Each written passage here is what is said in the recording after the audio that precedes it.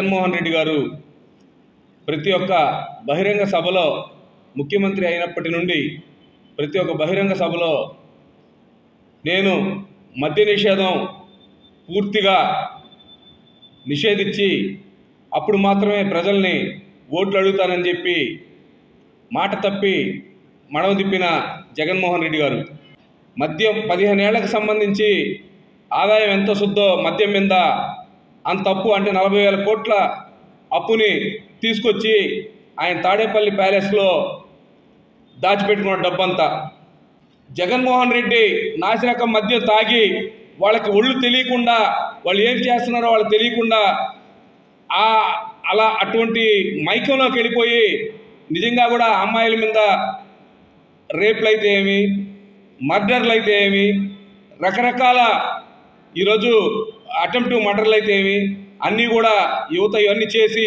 ఈరోజు జైల్లో మగ్గుతున్నారు అందరూ కూడా. దశల వారీగా మద్యాన్ని నిషేధిస్తానని చెప్పి మద్యాన్ని నిషేధించకపోగా ఆయన ఎక్కడ కూడా ఏ షాప్స్ కూడా తగ్గించలా. ఈరోజు బార్లల్లో మామూలుగా బయట క్వార్టర్ 200 రూపాయలు అయితే 80 రూపాయలు పెంచి అమ్ముతున్నారు బార్లలో. ఇది ప్రజలు కూడా నిజంగా అందరూ గమనిస్తున్నారు. ఆడ 280 రూపాయలు ఎక్స్ట్రా తీసుకునేది కాక మళ్ళీ కల్తీ మద్యం అంటే కాస్ట్లీ మద్యంలో చీప్ పోస్తారు, మరీ చీప్ మద్యం అయితే నీళ్లు పోస్తారు. అట్లాగా రకరకాల మోసాలతో ఈరోజు రాష్ట్రం అంతా కూడా వ్యాపారాలు జరుగుతున్నాయి.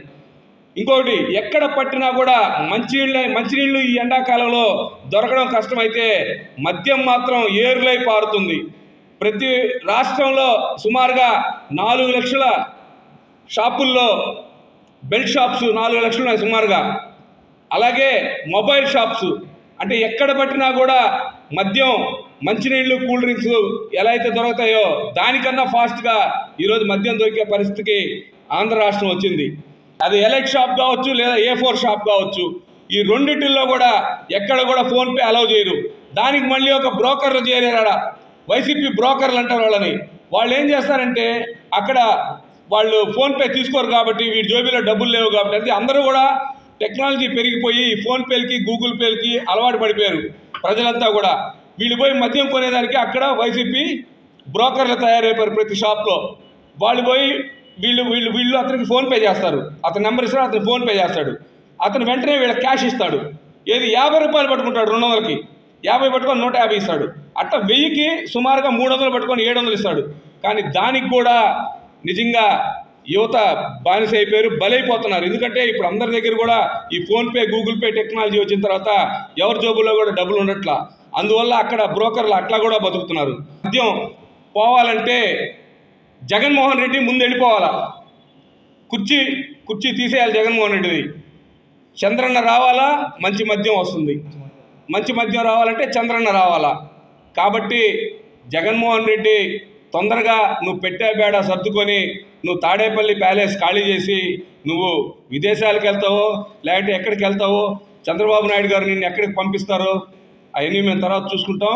ఖచ్చితంగా నువ్వు పెట్టే బేడ సర్దుకునేదానికైతే రెడీగా ఉండు. నువ్వు జైలుకి వెళ్తావు, అవన్నీ కూడా జరిగే పరిస్థితులు ఉన్నాయి. రేపు తెలుగుదేశం పార్టీ రేపు జరగబోయే ఎన్నికల్లో మంచి మెజార్టీతో చంద్రబాబు నాయుడు గారు ముఖ్యమంత్రి కాబోతున్నారు.